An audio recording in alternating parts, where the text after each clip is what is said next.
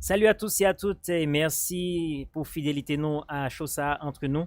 Et c'est avec un pile plaisir que nous avons la CAO, nous capable présenter édition ça, une édition spéciale côté que nous pourrons parler de travail journalistique à faire dans la rue pour porter bon genre information, bon genre nouvelles pour nous-mêmes qui la caille nous et yo fait ça avec un pile risque et yo souffrir un pile pour capable informer nous de tout ça qui a passé qui c'est pendant une période gen cyclone, qui c'est pendant gen corona là, qui c'est période gen et tremblement de terre, gen la guerre. Donc nous pas jamais capable connaître ça qui a passé si pas de gen et des journalistes, surtout journalistes qui fait photo avec vidéo, capable de nous image de ça qui a passé. Donc pour nous faire ça, nous sommes ensemble avec nous Jodia et comme d'habitude co-présentateur choix et Vladimir Figaro qui nous a dit salut Vlad. Salut Vlad, salut à tout auditeur nous yo, tout le monde qui attend de nous aux États-Unis, Canada et surtout en Haïti. Nous avons dit que c'est avec plaisir nous rentrer la caille aujourd'hui pour l'autre rendez-vous entre nous.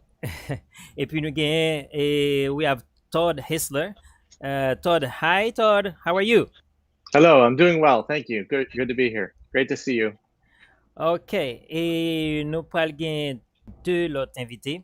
Et assurément que les deux invités, c'est Amélie Baron de Radio France Internationale et Chéri Dunalio, que en pile nous connaissons déjà, qui a travaillé en Haïti. Mais il y a bon petit retard et à cause que il y a une manifestation jeudi dimanche là, que la communauté protestante a fait et dans la rue jeudi. Donc, il a couvert événement ça et ça me pense que l'activité a fait fini. Donc, tu as supposé dans la route pour entrer la caillou, ça qui entre la caillou déjà ou bien. Donc, c'est avec eux, nous allons voir qui gens qui couvrent l'événement, qui gens qui travaillent et comment ça est, challenge dans tout ça.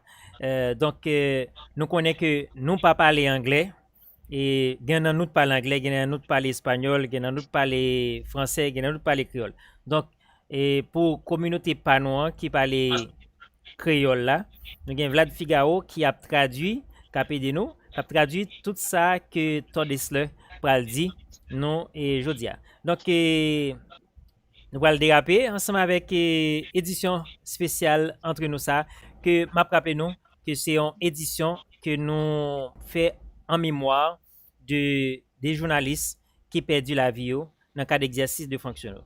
Nous avons et parmi les journalistes ça nous avons David Kilgate qui a lunette là qui mourit en Afghanistan et ça c'était un fixeur un interprète pour lui en Afghanistan que tous les deux ils ont mouru et étaient ciblés par des groupes dans le pays Afghanistan. Et nous avons fait tout en mémoire de Vladimir le gagneur qui était porté disparu et jusqu'à présent pas jamais jeune colis et c'est un photojournaliste haïtien qui mourit. Et nous pas oublier tout de Nabil Hassan qui sorti du pays de Yémen qui mourit tout et dans le cadre d'exercice de fonction li et nous connaissons en Haïti Vlad nous avons un ancien collaborateur moi ensemble avec Vlad Figaro qui c'est Jacques Roche qui était mort et lâchement assassiné en Haïti sans oublier 12 et bah bien sûr bon non tellement bien. Et... Sandra Duvivier, il va décéder Sandra. C'était quoi?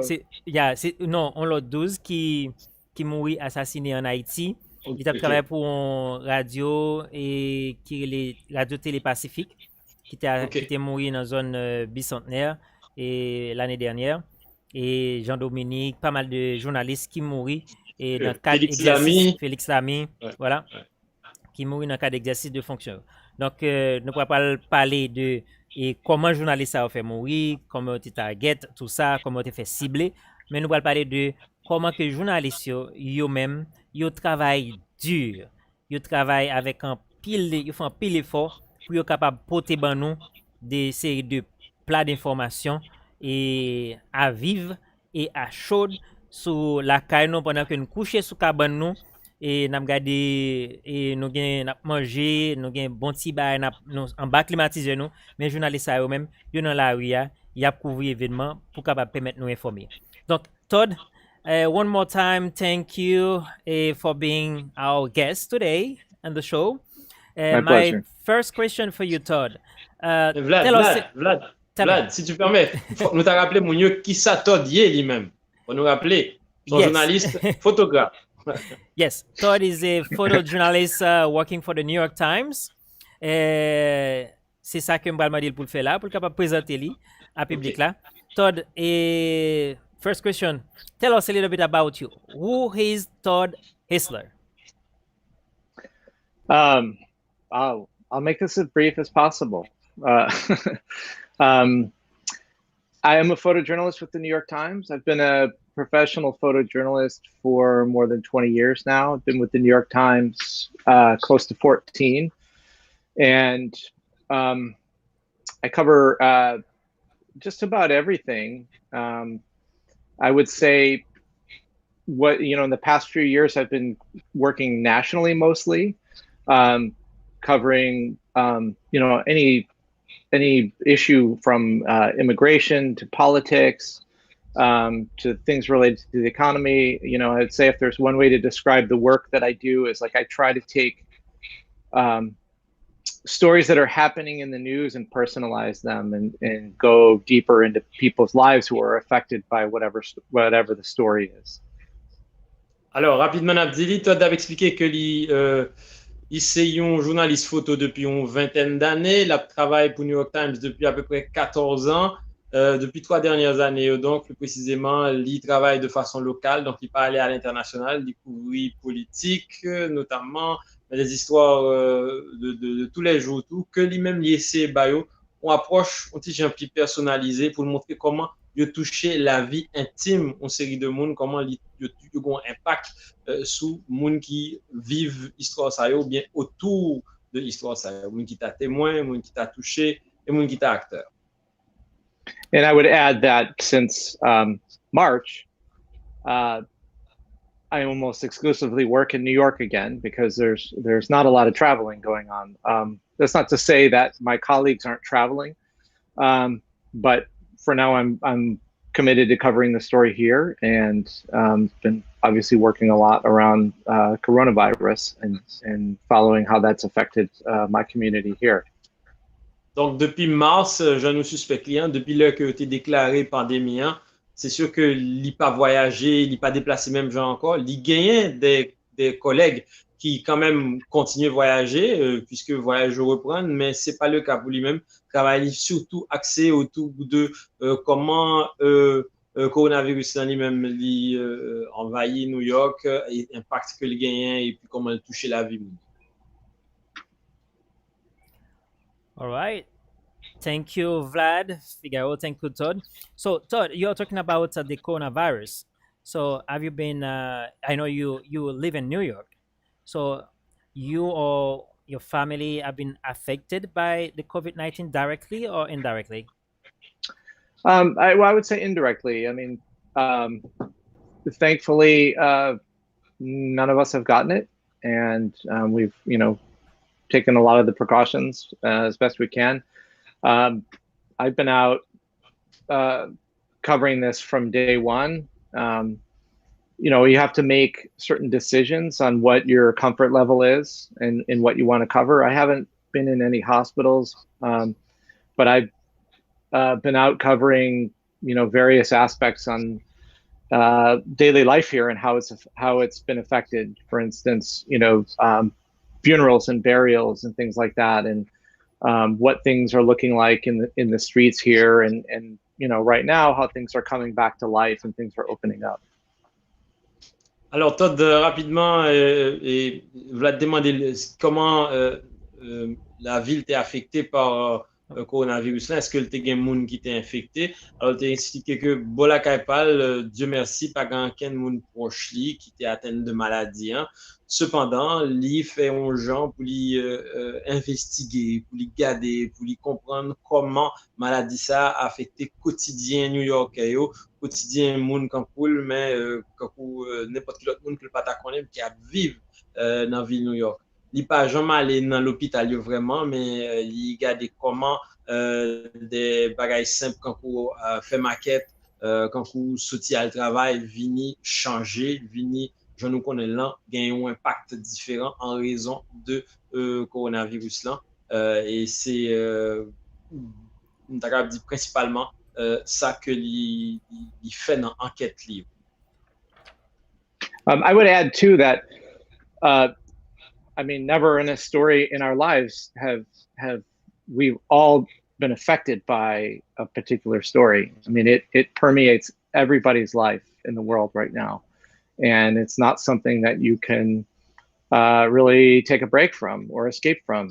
You know, in previous stories that I've worked on, you travel to places, or even if you don't travel, you cover a certain story, and you're lucky enough that you can go home to your family and you know, not truly be affected by it the way the people you are covering are. But this is not the case. This is something that every journalist in the world is covering. Alors, tu as expliqué donc que c'est, l'ité voulait souligner, les rappeler que situation ça que la couvrir, c'est pour une fois la couvrir un sujet qui vraiment gagne un impact global, un impact mondial. Pas un monde qui pas touché, qui pas affecté par ça que le coronavirus vient imposer en tant que rythme de vie, en tant que mesure de précaution, je nous connais là, il vraiment souligné aspect général et globalisant sujet ça que le coronavirus a constitué. As you know, so far, et pour le moment, et on tient chiffre, je vais partager avec le public là, The Guardian mentionné qu'il y a à peu près 20 journalistes qui déjà perdu la vie seulement dans le pays Pérou à cause de pendant qu'il a couvert COVID-19. Pendant qu'il a couvert coronavirus là, les journalistes sont arrivés perdu la vie, contracté maladie et ils ont mouru de maladie. 20 journalistes seulement au Pérou. Aux États-Unis, nous avons seulement un seul journaliste et qui mourit, c'est dernièrement, dans le mois de juin, avril ou juin, comme ça, et il est mort. Il était âgé de 48 ans, c'était un photojournaliste et qui mourit de COVID-19. Par contre, chiffre dans l'autre pays, au Canada, Vlad, si il y a un journaliste qui mourit pendant qu'il a couvert le coronavirus. À ma connaissance, Vlad n'a pas de gain donné ça, donc n'a quitté pour le moment comme non divulgué. Parce que je ne vais pas avancer pour me dire que non, pas gagné, mais aux dernières nouvelles, pour Québec, en attendant, je ne suis pas au courant. Il y a des gens qui probablement contracté, mais pour pas gagner vraiment qui décédé, ça t'a fait un grand bruit dans Québec. Mais pour Canada, qui ont des gens plus larges, je ne pas gagné un chiffre ça. Là. So, Todd, I was saying that according to The Guardian, 20 journalists have died from COVID-19. And we, in America, we only lost one. He was a photojournalist and he was 48 years old when he died. Apparently, it's someone that you know, Todd. I'm sorry, I couldn't hear the question because of the music. Okay, I was saying that according to The Guardian, the newspaper Guardian, so 20 journalists have died from COVID-19 in Peru. And here in America, we only have one. He was a photojournalist and he died. He was 48 years old when he died. It's apparently someone that you know. Anthony Causey. I was acquainted with him. He was a sports photographer here and pretty well-known guy. And I think it was pretty shocking to see, especially when he was sick for a while and it happened early on. And I think obviously affected a lot of people in our community because, we were all out in the street covering this, and to see one of our colleagues pass from this was really, it really hit home. Alors, c'est un monde que Anthony Causey, que Todd te connaît, son amitié que tu gagné, et c'est une situation qui vraiment secoué tout parce que quand même 48 ans c'est la fleur de l'âge et pour te connaître que tu es malade et que finalement il est décédé, c'est un bagage qui secoue la communauté journalistique là et tu capable de dire fraternité journalistes photographes qui constituaient quand même un petit groupe assez intéressant côté tout le monde, presque contre tout le monde. Thank you, Vlad. Todd, now you have been in Haiti covering the earthquake in 2010. So tell us a little bit about your experience in Haiti. It was the first time you go there and you discover a country completely devastated by an earthquake. So Yeah. apparently it was the first time you're covering a disaster like that, an earthquake. So tell us about your first experience. Yeah, it was quite an overwhelming experience. I had never covered an earthquake before, and especially obviously not something on this level. And I arrived about 2 weeks after the earthquake. I was sort of like the second group of our team to go in, and you saw these just devastating pictures that came out early on, but nothing I felt could like truly encapsulate what you would see to be there on the ground. I mean, it just really hard to describe to people that weren't there. Alors, Todd, tu fait partie de l'équipe qui couvrit donc tremblement de terre en Haïti. Il avait expliqué qu'il arrivait avec deuxième vague, deuxième équipe de journalistes étrangers et de New York Times notamment. Et il a expliqué que c'est un bagage qui était vraiment plus grand que nature. Et faut que monde t'as vraiment dans le pays, sur les lieux, pour imaginer des aslan. Il pensait que photo par une justice à dévastation qui était gagnée dans le pays en laissant. By the way, yes. I took this picture. Yes, yeah. For those who don't know in the audience, Vladimir was invaluable in helping translate and get us around town and help us really understand Haiti and Port-au-Prince specifically. We wouldn't have been able to work without you. Alors, Todd tape donc, voyons, beaucoup de chapeaux, collègue nous de la guerre, qui était point photo et qui était présent. Sans lui-même, effectivement, travail journaliste étranger, tape très difficile, pour ne pas dire impossible, parce que c'est une équipe qu'on a tout chemin, toute route, et notamment que la majorité était dévastée dans la zone ça, donc il faut qu'on ait un chemin parallèle. Dès qu'on est donc, il permet d'évoluer, avancer, et puis faire travailler comme ça doit, pour apporter nouvelles de façon la plus neutre possible.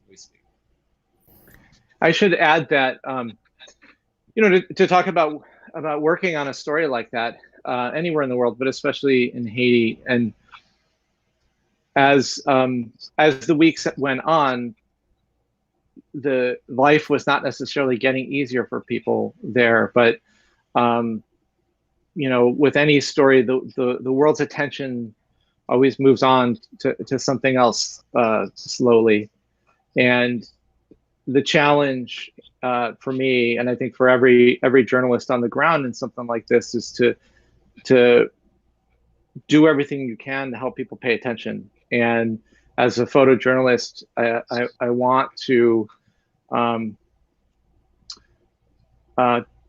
as I said earlier, to really humanize the story and really look at what's been done before I got there, and try to see how I can continue to help people understand what's happening there, understand the narrative. And I think it's really important to get to know people on the ground and really get in as close as you can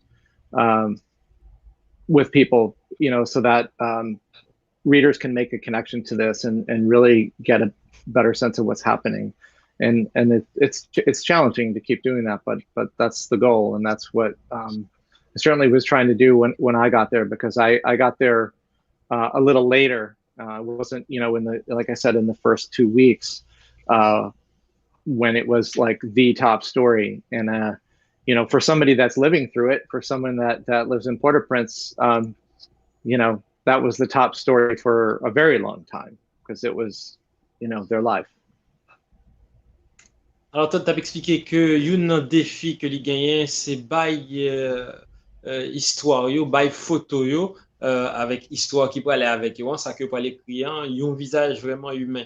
Il expliquait que quand on catastrophe qui fait comme ça, le monde extérieur va commencer à détacher progressivement de horreur là, et de, capable de dire, urgence histoire là, alors que moun cap vivre lui-même, eh ben, situation a été critique, son crise que la vivait, ça a été, il durait longtemps pour tout le monde qui était vivre Port-au-Prince dans un moment ça, qui était con histoire là, donc qui était vivre tremblement de terre là. Et il a expliqué lui-même que travail par lui, il est toujours très très complexe et très difficile, mais c'est essayer fait que moun qui pas le temps d'histoire ça à l'étranger, moun qui pas l'histoire ça alors qu'il y a 2000, 3000, 5000 km ou plus encore de distance et que nous confort la caillou ou que nous a d'autres réalités, eh bien pour comprendre et que été sensible à la réalité ça et pour comprendre tout que derrière dévastation et catastrophes ça c'est des vies humaines qui affectent.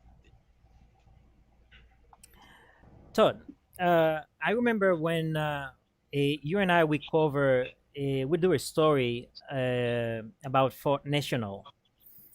I remember we went there many times because there is something specific that you are looking for.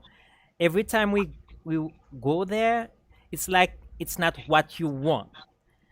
And we went there in the morning, in the evening, even at night. I remember the last day we went to Fort National, we left about 10:30 p.m. So tell us a little bit.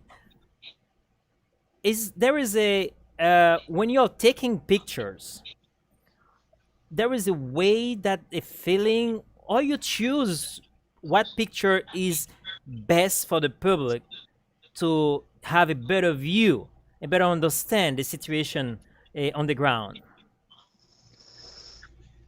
Yeah, I mean, some of it is by instinct, and that, but you're also like when you want to tell a broader story about say just a specific place, you want to try to get a range of imagery and emotion and to really get a sense of like maybe what the place is like. And you can't just drive down a street and take photographs out of the car window, which is a way to work in breaking news situations. But I didn't look at that as a breaking news situation. What I wanted to show was a community and how they were living and how they were dealing with what the challenges were at that particular time and how they were trying to rebuild their own community.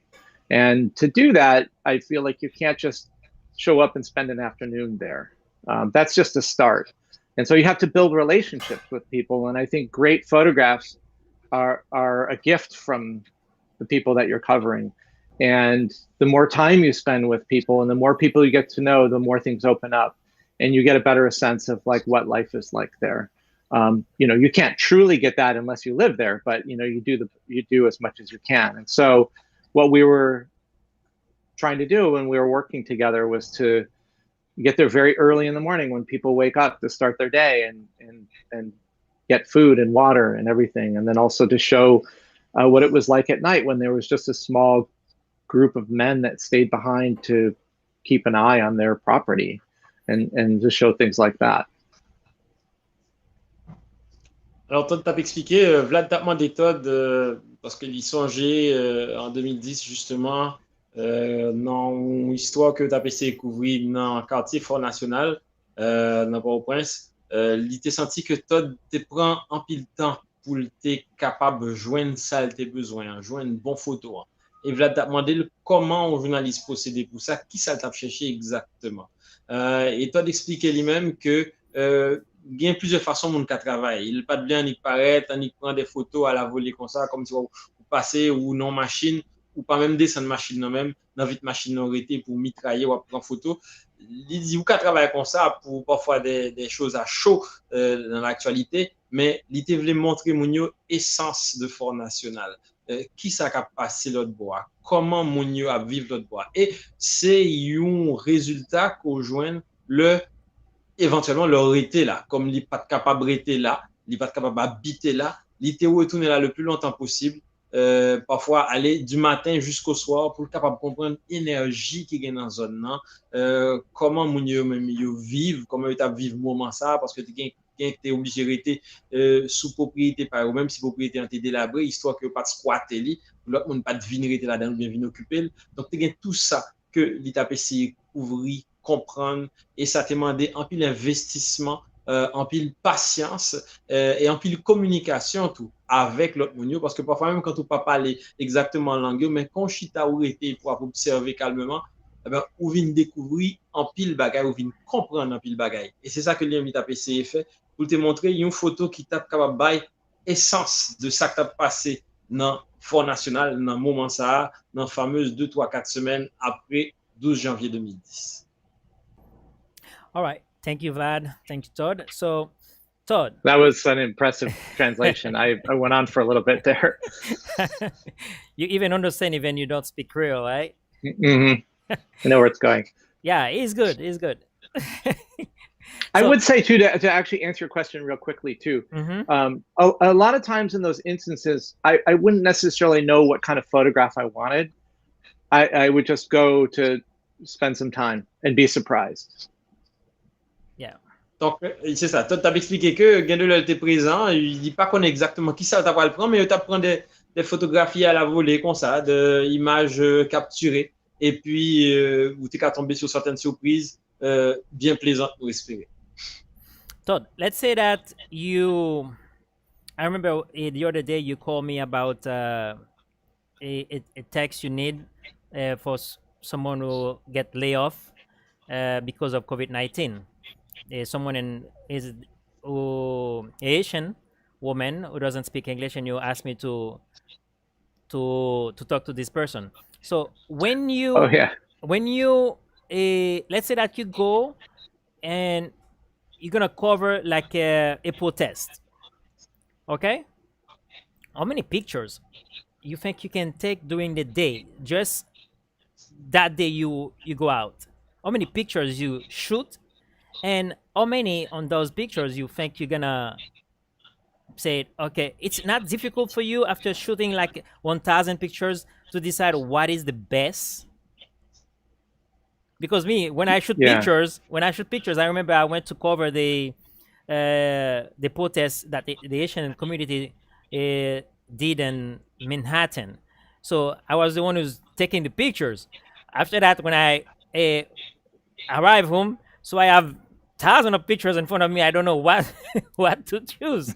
So tell me, you're a professional photojournalist. So how you choose your pictures after you shoot more than 1,000 pictures during a day? Yeah. Well, I should remind you too, there you have to edit every picture that you make. So you have to, efficiency is sometimes important, especially when you're out for long periods and say covering protests where things can go on for a very long time, can visually get kind of repetitive. And so, you run on instinct a lot because you need to be aware of your surroundings, but you also need to really be thinking visually and journalistically about, okay, how am I going to make a picture that makes sense and encapsulates this event? And I think it takes experience, but you have to. I don't like to put a number on it, and I don't like to say, this number of photos per day means that it was a success, because, a one photograph is a fraction of a second. So, that's what we're dealing with there. And you could go out and take 10 photographs and have a marvelous day shooting, and then the next day go out and shoot 10,000 photographs, and they make very little sense. Alors, Vlad Laguerre t'a posé tant de questions, puisque lui-même tout, expérimenté métier de journaliste photo. C'est Vlad t'es une journaliste qui couvrit protestation que la communauté haïtienne a fait dans Manhattan. Et il t'a demandé, Todd, bien qui recette, qui stratégie que le gagne lui-même pour choisir la bonne photo là, au fin font travail, au fin font journée, au couvre manifestation, en protestation, côté où on prend un millier de photos, comment on peut le faire pour déterminer qui bon photo. Hein. Alors, Todd lui-même, il était bien expliqué dans la réponse client que gagne un aspect surtout qualitatif là-dedans. Alors, il dit avant tout, pas oublier que photo ça yo, ou gain pour éditer yo. Donc, faut, une fois qu'on finit prendre photo ou éditer, ou regarder qui ça que lui représenter sous un layout, autrement dit, qui ça t'a représenté son page et non, texte et éventuellement, est-ce que est capable de faire en pleine page, est-ce que est capable d'aller en encadré, des choses du genre. Une fois qu'on finit le travail comme ça, bah, on l'autre idée, puisque ça fait partie de deuxième volet travail. Là. Et toi, tu as expliqué que gain de jour arrivé, ou sorti, ou prend 10 photos, mais 10 photos qu'on prend, vraiment plus intéressantes qu'on l'autre journée que tu as sorti et pour faire 1000 photos. Donc, travail là vraiment pas dans quantité, hein, mais vraiment dans qualité et dans comment on pourrait aller saisir essence moment. Parce qu'une photographie, il rappelle, c'est quand même une fraction d'une seconde que lié. Et c'est ça qui pour baou toute une réalité d'un moment. C'est un travail qui est vraiment plein de défis là-dedans. And I would add too, like just in very practical terms, I look for the light first, and that's usually where I find photographs. But I also look for emotion, just interaction, things like that maybe draw you to a situation that I think would make a good photograph. Alors, Todd, tu voulais ajouter tout que il travaille en pile, il touche chercher côté lumière, il travaille avec lumière, effectivement. Souvent, on a essayé de faire photo dans le fait noir ou chiré parce que pas rien cap sorti. Et il focus tout sur essayer montrer émotion, yo, essayer de comprendre qui émotion qui dominant, qui émotion que mon yo même yo partagé, au charrier, et puis essayer de faire émotion ça ressorti dans anglais et prise de vue. Donc, moi, je voulais rappeler pour le public là, moi-même, je ne suis pas allé dans l'école pour m'apprendre à faire photo, pour me devenir photojournaliste, mais tellement j'ai Todd et que je travaille en pile avec lui, j'ai Damon Winter de New York Times, que nous faisons pile histoire ensemble. Bon, me suivre, gens que yo fait photo, et puis, moi, me fait, et puis pendant que je acheté caméra pam, donc Todd, I remember Todd was the one who teaching me if that is good, if this picture is not good, what I have to do to make it better, to make like my to pour faire créativité sorti dans photo. Donc Todd, I want to thank you for teaching me or taking good pictures. That one here, when I took this picture, Todd pas montrer même te prendre photo ça et Todd pas te montrer que j'aime faire photo. Donc m'te just décidé et m'a fait photo. Donc m'te prendre deux petites photos ça, m'te prendre l'autre toujours. Et parce que gain tout CNN t'est utilisé pendant et tremblement de terre là. Donc me voulais dire Todd merci. Est-ce que il était apprendre moi et que j'aime capable faire capturer et de très bons images pour faire souvenir. Moi, je fais plus pour plaisir. Et je pas faire parce que moi, j'aime ça. Moi, j'aime et photo, moi, j'aime vidéographie et tout. Donc, Todd, you went to Iraq, right? Yeah, long time ago.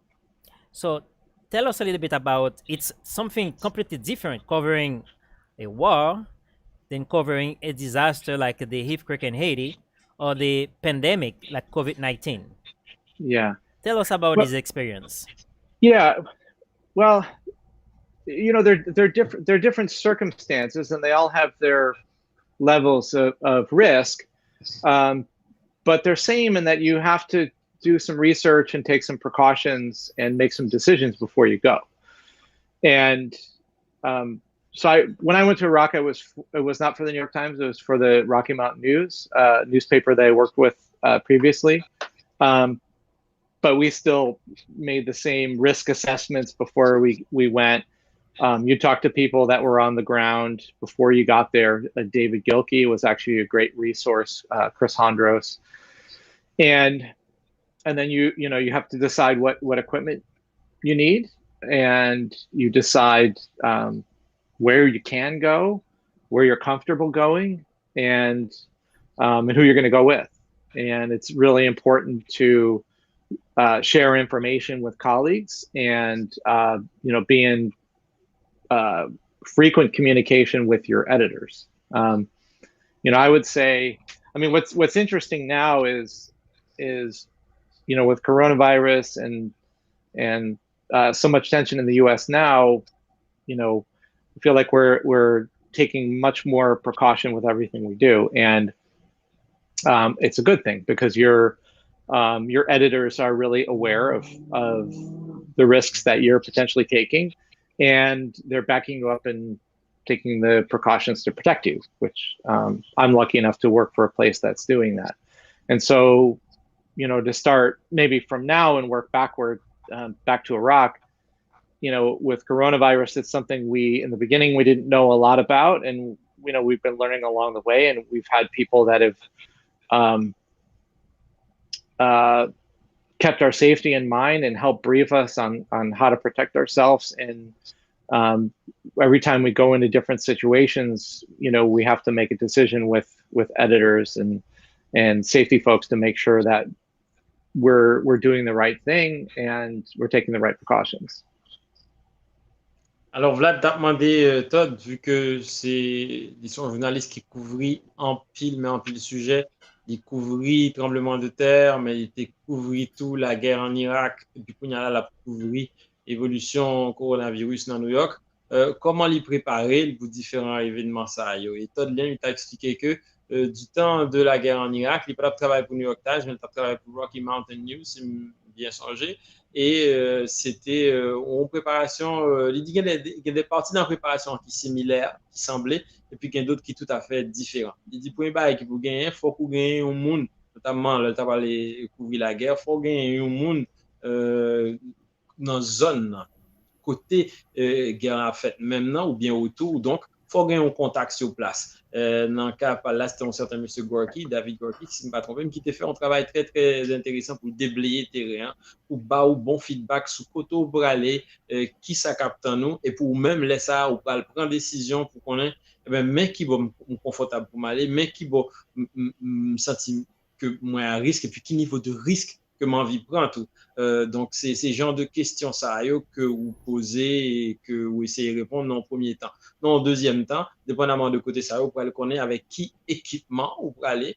Donc, il y a des équipements probablement qui sont beaucoup plus solides ou plus techniques ou plus légers que tu es capable d'utiliser, et tu vas le faire choix donc en fonction de côté donc, et de informations que tu es balayées. Troisième bagage que tu as dit, il faut que vraiment en communication assez intéressante et constante avec éditeur. Il faut que vous connaissiez qui va aller, il faut que vous connaissiez le niveau de risque qu'on choisit prendre, et puis il faut que vous ayez backup. Donc, c'est quand on symbiose, c'est comme ça marche. Sinon, c'est comme si vous allez pour contre au champ de guerre et vous n'avez pas personne qui a soit bon assurance ou bien ou sécurité d'où qui contacte pour le prendre. Donc, tout bagage, c'est très important. Et puis, c'est pas freelance que l'a fait, c'est avec quand même et sous l'égide de médias spécifiques que le t'a aller.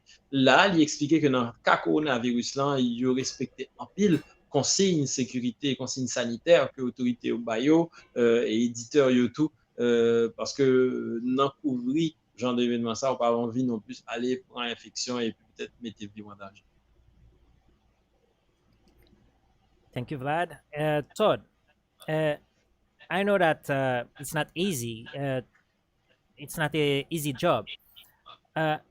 When you heard your friends, colleagues, people that you know, like David, our friend David, die during the time they're covering an event, sometimes you don't say, oh, let me leave this job.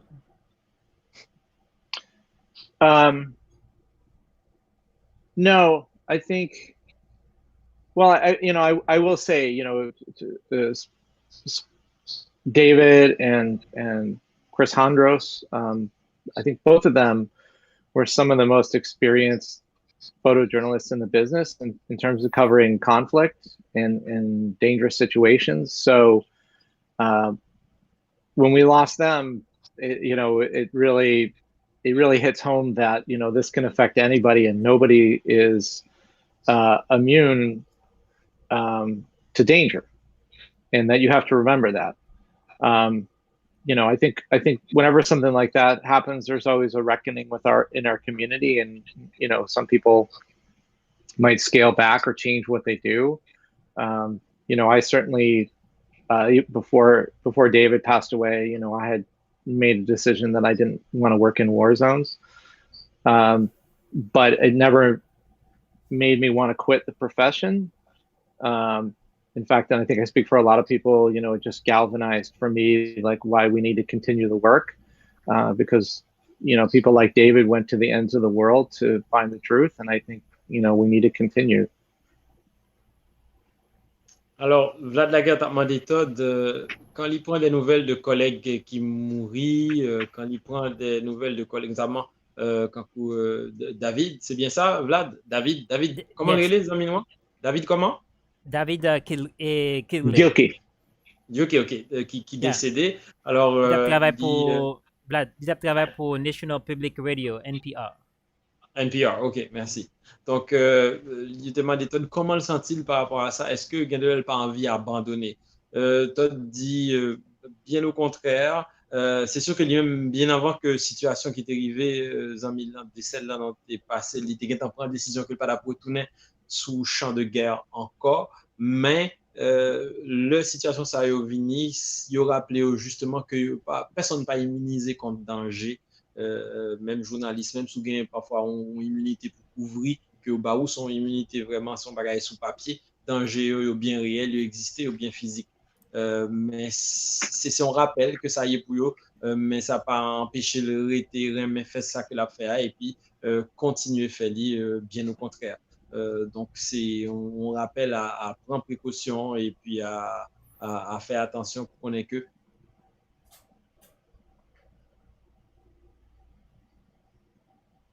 Hello, Vlad.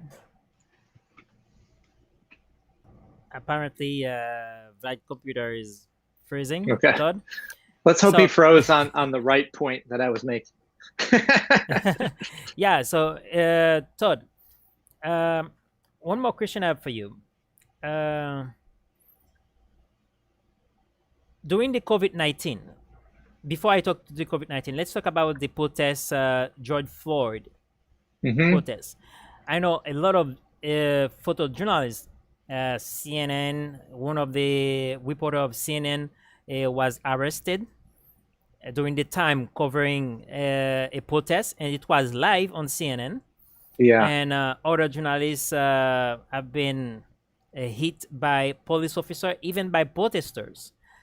Is something that happened to you as well during the time you cover a protest in New York or somewhere else? No, luckily I've been pretty safe in doing this, and in covering the protests in New York, I had not really run into much hostility. That doesn't mean it wasn't out there, but I would say the majority of the protests that I was covering or encountered were protests, and I had not had anybody to tell me to stop photographing or have any issues.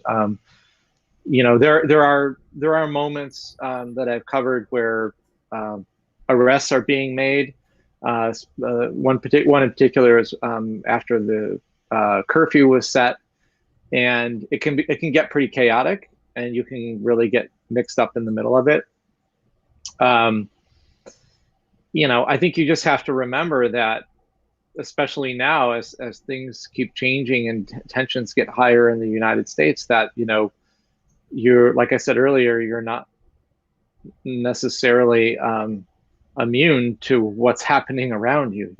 Just because you have press on your helmet or your press pass out doesn't mean you have a shield around you. So, you have to operate with a level of caution and awareness that this is the world that you're living in. Good. So, moi t'ai demandé, Todd, est-ce que pendant que tu as couvert événements en cours et protestation qui t'est gagné après la mort black américain ça qui c'est George Floyd, est-ce que lui-même li pas kon gen parce que tu gen pile journaliste qui été arrivé menacé et la police menacé yo gen tous ces public là même et qui menacé yo protesteurs yo, est-ce que lui-même ça pas trivé li que tu gen des policiers qui menacent ou même des gens qui a manifesté qui menacent. Donc, tu te dit que lui-même, il couvrait pas mal de protestations, mais ça n'a pas jamais arrivé que y a un policier qui dit qu'il n'a pas le droit de filmer, ou qu'il n'a pas le droit de faire photo ça, il n'a pas le droit de faire ou bien saisir caméra, et ni dans le public, ni dans ni protestateur, ni policiers pas jamais arrivé menacer. C'est pas seulement ici aux États-Unis, mais quel que soit côté que le passé, ça pas jamais arrivé que gagne un monde qui soit saisi caméra ou bien qui empêche le faire travail journaliste. Vlad, nous disons welcome back.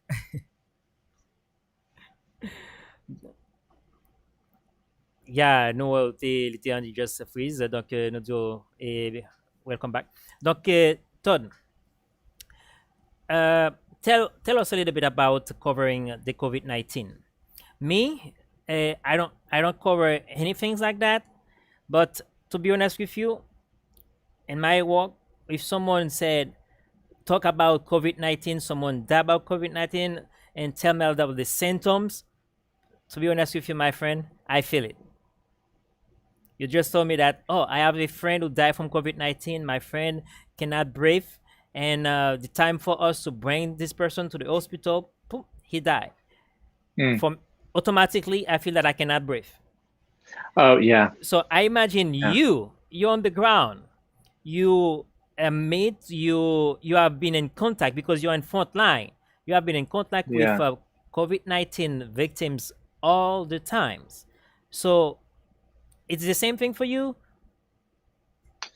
Yeah, I mean, this is just been really unique because, you know, we're talking about covering dangerous assignments and, you know, whether it's bullets or things that you can see, you know, there are ways to mitigate that. It's not the safest, but there are ways to, you know, plan your day around it and hide from it. But this is something that you can't see. And, you know, there's a lot of anxiety around that, especially when earlier when there was so much we didn't know about it and about, you know, protecting ourselves. So, yeah, I mean, there's certainly a lot of anxiety, but I think, you know, this is when you, I remember early on when things were starting to close, our editor Dean Bakay had said, you know, this is an event that like a once in a generation event. And, you know, you think about as a journalist, you have this overwhelming duty to get out there and cover it. You know, I have a family. I don't want to take, you know, reckless risks. And I'm lucky enough to work for a company that has not forced anybody to do anything. You know, they've been very thoughtful about giving us a choice of what we want to cover and how. But you just, as a journalist, you feel this overwhelming sense of responsibility to bear witness to this.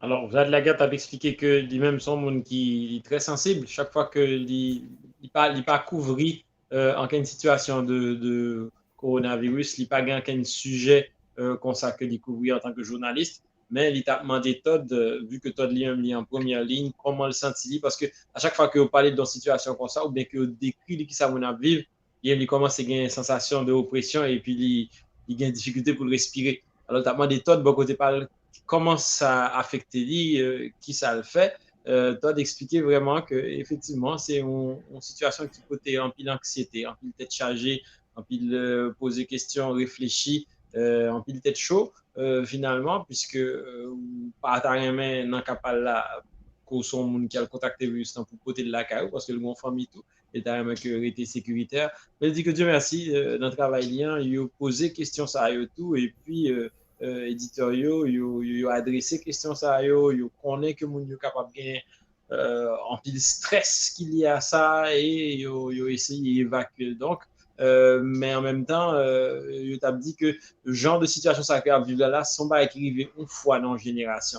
Donc, les sentis un sentiment beaucoup plus grand encore d'urgence, malgré peur que le capable de gagner, un sentiment ultra important pour le présent, pour lui capable de témoin et pour tes témoignages de ça que le ouais.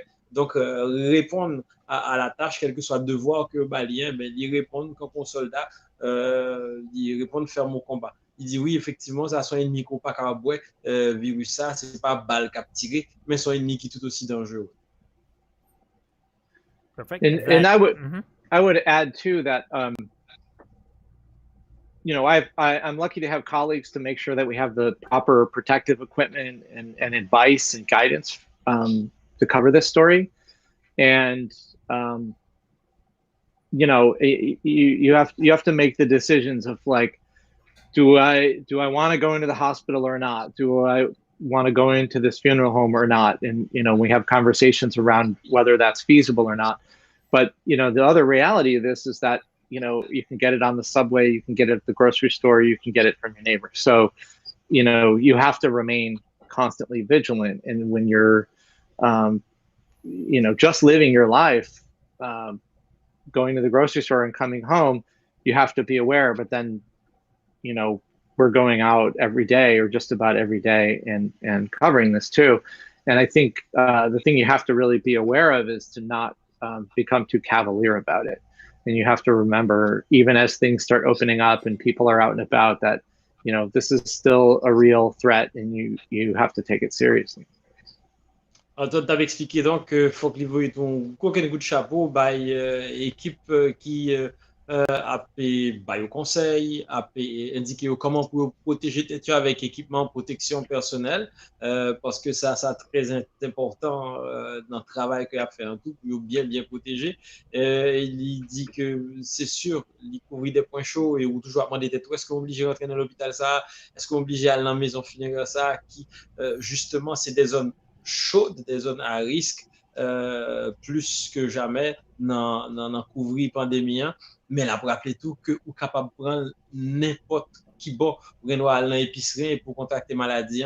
Donc, comportement, tout le monde est obligé de changer, obligé un comportement qui est adapté en fonction de virus ça, en fonction de l'ennemi invisible ça, pour faire attention. Donc, il expliquait que c'est pas une tâche facile, mais que ajustement, il fait quand même. And one final thought on that. Sorry, I keep running on. But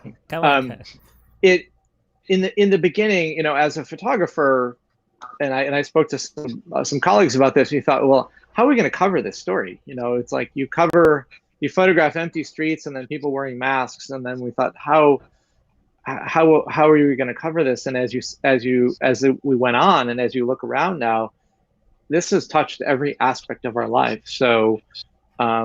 For a photographer, you know, it's just, you can see it everywhere visually. And, you know, I think it's just important to remember that as a photographer. Et toi, tu avais expliqué que, gros question donc, que tu as posé en cercle de photographes, justement, en équipe de travail, comment on couvrit un événement, côté justement toute la rue vide, et puis ou même ou gain équipement personnel ou des vite ou dans la machine et il est obligé de poser différentes questions donc qui mènent à élaborer en équipe bien sûr comment couvrir des sujets comme ça qui viennent impacter la vie de tout le monde et vraisemblablement il y a une solution parce que il essayer d'aller en profondeur dans l'histoire et comment il toucher la vie de tout un chacun de tout finalement. Todd, I know there is a different kind of camera. Behind you, there is one. I don't know if you can show it to the public a little bit. It's a really nice camera that you have behind you on the table here. Yeah. That is a very exotic panoramic camera that I've barely been able to use. I started a project in early March or late February, I started a project on film, and I dropped the film off at the lab, and a week later everything shut down. So I haven't Wow. been able to haven't been able to see the film, and I haven't been able. I don't know if it's at the lab or at the office, but I haven't been in the office since March either. So sadly, uh, so many projects that we were working on in January and February just fell by the wayside. Alors, peut-être t'as demandé Todd pour équipement lieu, notamment une très belle caméra que le gain d'elle, hein, que l'utiliser tout récemment d'ailleurs pour un projet à partir de mars. C'est une caméra qui est panoramique, donc qui doit balayer un très bel angle de vue. Il dit que l'y déposer épreuve donc dans le laboratoire et jusqu'à présent beaucoup parce que justement à cause de pandémie, hein, toute bagaille, ils mettaient sous glace, toute bagaille pas fonctionné encore. Elle espérait oui, travail. Todd, even I don't know, for some reason, Cherry cannot connected, and we I know. understand. I'm sad. I was looking forward to seeing him, and I haven't congratulated him yet on the Pulitzer finalist this past year. Yeah, but I think he probably gonna see the show because in Haiti there is a big problem of internet. It's not easy. It's not the time we remember when during the the earthquake, January 2010. We have to Mhm. pick up specific area to find a good connection. So I think thanks is worse now Mm. regarding the internet. Anyway, so even Cherry is not here, but look at these lens. Oh yeah. So I always ask myself, how you guys choose the lens? Because I remember when I was with you in Fort National, you always Yeah. carry two cameras. You have Yeah. one on the left and one on the right, and they have different kind of lens. So, or you choose what lens and or to switch to a camera to another one. Yeah. Well, I like to use. I mean that lens there is a very extreme telephoto lens, probably maybe a 400 or a 600 millimeter lens. Hmm. So for a news photographer, it could mean two things. You're covering a sporting event because you can't be on the field, or you're covering a news event that you've been kept back very far from the scene. The latter of which no news photographer really likes to be in that situation because you're very far away. So I like to use wider lenses, or what's called a normal lens, which is like a 50 millimeter lens, is like what usually comes with your camera. It's closer to how the human eye sees. And I just want to get close to my subjects, and I want to, be close to people and make a photograph that really engages people. And I think whether you know what lens somebody used or not, I think there's a subconscious knowledge that anybody has when they look at a photograph. They can tell if it's a super telephoto lens, you can tell that it was far away, and I feel like it lacks some intimacy. And I think the closer you get to how the human eye sees, I feel like you can really connect with it. Alors, Vlad Lagat a posé Todd une question vraiment bien technique à propos de lentilles. Par contre, Vlad, si vous voulez remontrer encore photo lentilles, il t'a montré photo un collègue visiblement haïtien, probablement, donc qui t'a utilisé une lentille qui, entre, selon Todd, 400 à 600 mm. Et Todd expliqué que ce genre de lentille, ça est utilisé souvent lors d'un sport. Et puis, le ou un journaliste qui a ouvert l'actualité obligé loin de sujet. Et c'est pas une situation que remet en pile. Lui-même, bon côté parle effectivement, il est plutôt proche de sujet, hein, il est plutôt utilisé une caméra avec lentille de 15 mm, ça qui vient la plupart du temps sous toute caméra usuelle. C'est une distance qui est proche de l'œil humain, de ça qu'on est capable de voir donc à distance humaine plus facilement. Et il pensait que photo ça a plus intimité, plus chaleur et puis véridique que une photo que vous prend à distance et que les senti visiblement mon pas senti que photo ça quand on regarde là son photo qui soit agrandie ou une photo côté très éloigné de sujet. Donc c'est méthode pas ça mais Jean-Vlad t'avait expliqué là tout il toujours marché avec deux caméras une pour s'il pas approcher et puis l'autre qui est proche là qui baille nous t'a capable dit feeling sensation œil humain. So it's almost time for us to done with the show, but I have some personal question for you. When you first start as a photojournalist, you have up and down, right? What? How long have you been doing this? When I started, I still have up and down. You mean emotionally, or what do you mean? How long have you been doing this job, working as a photojournalist? Well, I graduated college in 1994 and started that year working for a small newspaper. So quite a while, more than 20 years.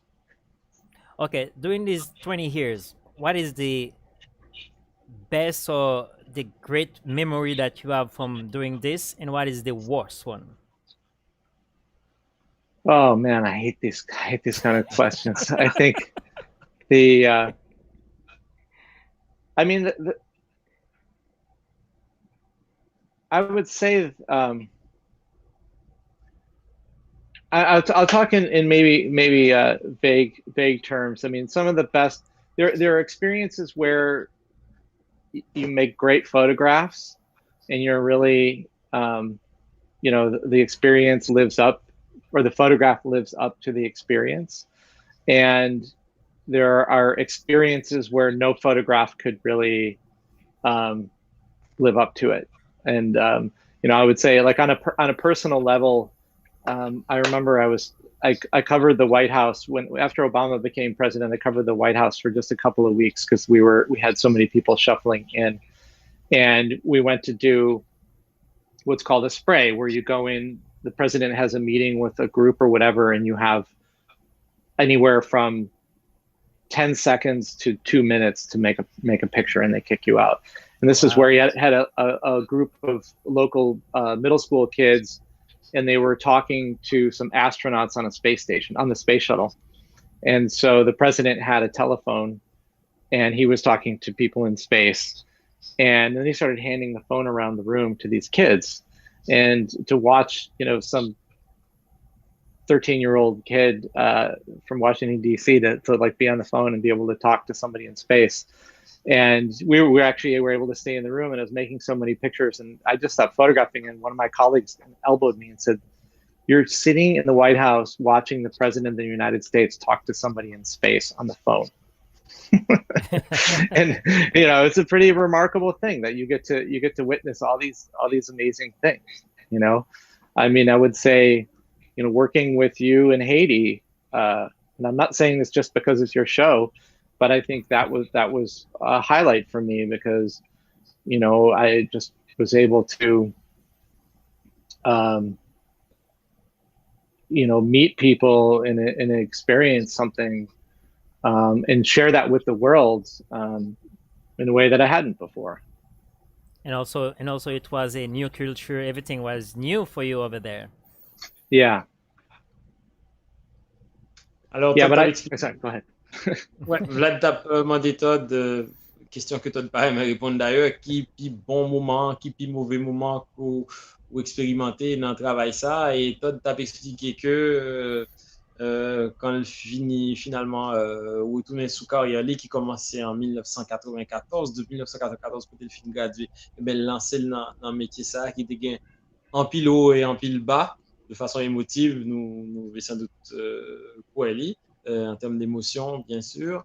L'ITAP expliqué que quand le film retournait bien, il était particulièrement un moment côté l'ITAL couvrit investiture et présidence président Obama, et côté un journaliste délégué à la Maison Blanche. Il y a un moment particulier côté justement Obama t'a parlé avec au monde dans l'espace et puis à un moment de la durée, et c'était dans le même moment que tu gagné l'école qui t'a fait on visite de Maison Blanche là, l'école secondaire, visiblement parce que tu n'as pas eu de Timon qui a 12-13 ans, et Obama t'es passé, une Timon au téléphone pour le parler à un monde dans l'espace, alors que même tu gagné 12 à peut-être entre une vingtaine de secondes à 2 minutes max pour faire ça pour faire hein. Donc il saisir un moment comme ça on scène du genre c'est un bail qui était remarquable pour lui il songeait tout expérience liée en Haïti pas parce que c'est les choses là de la guerre et que il était allé en Haïti avec lui mais c'est un moment côté lui senti travail tu veux mettre lui relayer ça que des mondes à vivre comme expérience qui est assez lourde assez dramatique et puis, tout échange culturel était intéressant. Donc, c'est des moments forts dans la carrière Todd. All right, And Vat. Uh-huh. can I, Go I ahead, kind Todd. of make one more closing thought on that? I'm so sorry, but I meet people who aren't photographers or kids, and they'll say, "What famous people have you met and photographed? What famous people have you photographed?" I photographed them. It's part of what I do, but there's what's more fulfilling is to really uh, be let into to somebody's life who's not famous. You know, you showed the pictures of Sonny in Fort National, and for him to meet with us and trust us and let us into the neighborhood and to meet people there and to see the work that they were doing to find people they knew that had died and to allow us in to be around them through some personal things. I think is so much more of an honor and an accomplishment, and that for me is the more fulfilling moments of the job. Alors, tu as expliqué tout le moment qui était puis, t'as capable de dire, puis grand pour lui, moment qui était puis accompli pour lui. Souvent dans la carrière en photographe, il demande qui est célèbre que ou photographier. Il dit oui, il rencontre des gens qui célèbres, mais ce moment ça n'a pas remplacé des moments que il fait avec monsieur, madame, tout le monde. Quand pour le cas de photo que nous avons aller avec un compatriote qui est les Sony en Haïti, côté justement, monsieur ça t'a aidé, chercher, joindre moun qui disparaît en bas des combres pour capable bayo pour capable joindre quoi donc pour capable bayo un service funéraire décent eh bien travaille dans ces circonstances ça travaille avec un monde qui te gagne un but comme ça t'es vraiment puis grand et puis remplissant pour toi son moment qui est vraiment comblé les charmés autant que s'il était peut-être plus même que s'il était à le photographier un monde qui célèbre donc c'est en essence c'est ça qui lui ramène un travail qu'il fait. Justement, c'est ça que me devrais poser, Todd. Et exactly, Todd, that was my next question coming from my daughter, Debbie. Hi, Debbie. So, Debbie would like to ask you if you should picture of Beyonce. No, I have not photographed Beyonce, but she would be high on the list. If there was a famous person, yes, she would be. All right. So, yeah, Vad. Oui, alors début, petite fille de la guerre, tu as posé une question, tu as connaître est-ce que tu as photographié Beyoncé, sans doute c'est une personnalité que le rêve, et tu as dit non, beaucoup faire ça, mais assurément c'est une dans liste pour le photographe. All right. I'll Todd. make a deal. She will be the first person I call if I ever do. And maybe La she would vraie like... début en premier, c'est ça, s'il fait photo ça. Todd, I remember we're gonna hand the show because it's 3:10. Oh, So- yeah. Sorry. So Todd, I remember, like I said in the beginning, this show we made it in memory, in loving memory of our friend David, who is in this motorcycle here on the right of your screen, who died in Afghanistan, and the person on the left without the sunglasses was his fixer, and also the show is in the memory of Vladimir Leganier, kidnapped and killed in Haiti. He was a Asian photojournalist. Vad, Todd and I, we have this picture like you can see here. We all Yeah. here journalists. c'est un paquet de journalistes qui chita là nous t'es allé, c'était dans et veillé, il t'a fait pour David et Washington d'ici. Donc nous t'es allé pour nous être capable de rendre un dernier hommage. Et puis c'était un moment vraiment dur, vraiment et triste pour nous-mêmes parce que et, notre ami David, c'est un monde qui remet vivre. Monsieur à Haïti, faut me dire pour le public haïtien, monsieur à Haïti, monsieur remet Haïti. Et là, les plusieurs fois en Haïti, ensemble avec Jason Bobian, qui a couvert le tremblement de terre là, il a même décidé, parce que tellement fait histoire sur le tremblement de terre là, il a décidé de dire que faut qu'il vienne une autre fois en Haïti, fois ça, il pas venir parler de côté tremblement de terre, côté qui sad de Haïti, mais de touristes en Haïti, côté touristique haïtien. Nous sommes allés Cap Haïtien, nous te prenons comme destination Cap Haïtien avec Jacques Mel. Et nous arrivons dans les citadelles, dans les palais sans souci. Il fait de excellents et pile belles photos, mais malheureusement, en 2015 ou 2016, et nous avons perdu les amis ça et en Afghanistan. Donc, c'est ça. Donc, c'est en mémoire de lui-même, ensemble avec Vladimir le gagneur, que moi pas de connais, mais qui est un jeune haïtien très talentueux, qui fait un pile excellent photo, que je t'ai parlé en pile de lui, et qui t'a pris un événement qu'il t'a couvrir, un reportage qu'il t'a fait. Mais c'était freelance, il t'a fait un événement et Grand Ravine, et puis il y est allé, et c'était aller sans retour. Jusqu'à présent, il n'y a pas jamais vu un cadavre, et il pas connaît exactement quoi faire, il quitter derrière et madame ni avec famille, les amis et collègues de travail. Donc c'est en mémoire de monsieur Sao et mémoire de tout journaliste qui assassiné, victime, Jacques Roche, Jean-Dominique, qui d'autre Vlad? Félix Lamy. Félix Lamy. Et seulement année ça là, et 2021, et il y a 3 journalistes au Mexique qui ont assassiné. Et il y a 3 qui ont assassiné tout et dans le pays Honduras.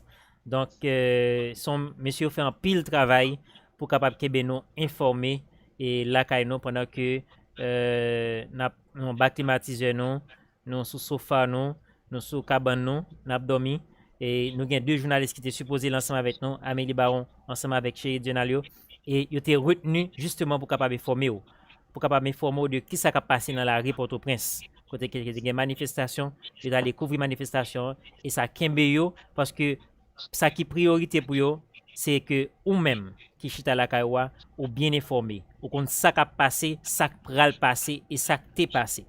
Donc encore une fois, thank you so much Todd for being our guest today. We Thank you. take 1 hour and 15 minutes in your time and more than that. Thank you Vlad for the translation. Todd, Vlad and I, we have been friends for a long time. So we work together in Telemax and Canal Bleu sports.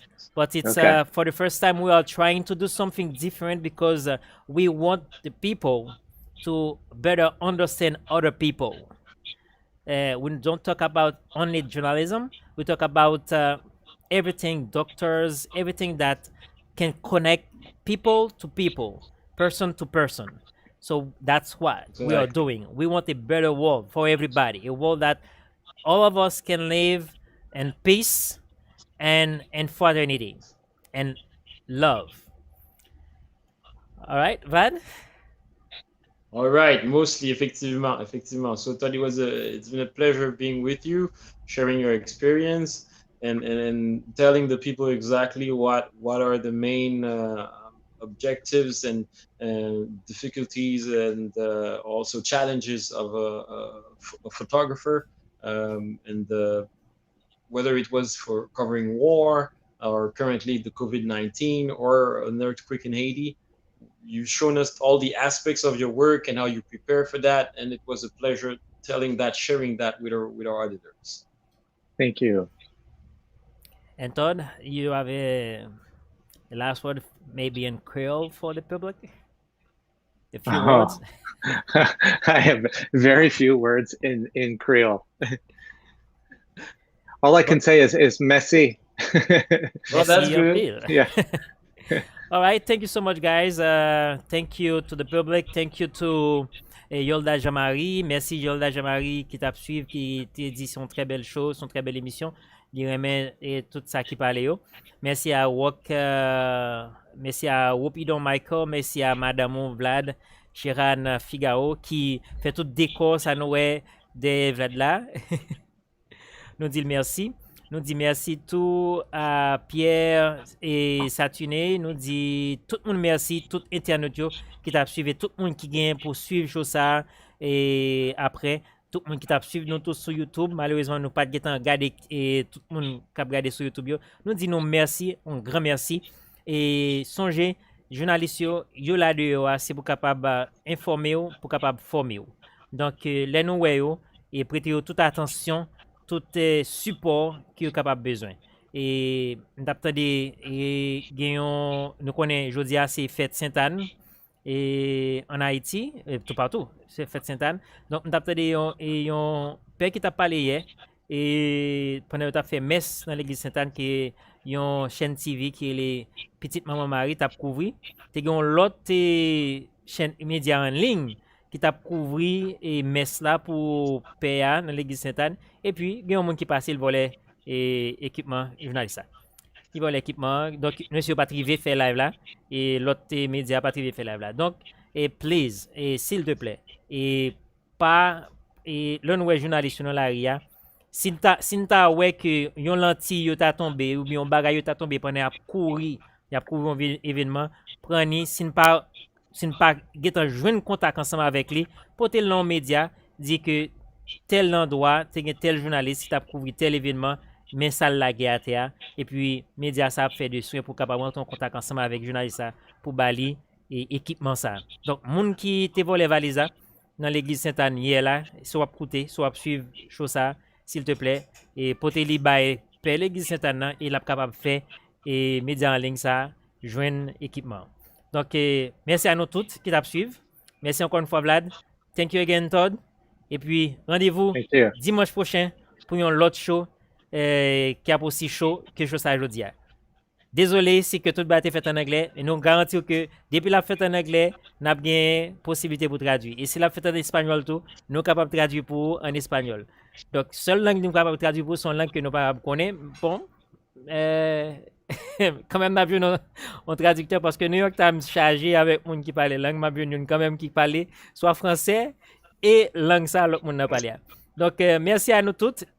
Thank you, Todd. And Thank you. See you Sunday, guys. À dimanche prochain pour l'autre show entre nous. See you, Todd. Bye. Bye. Thank you. Excellent translation. Thank you.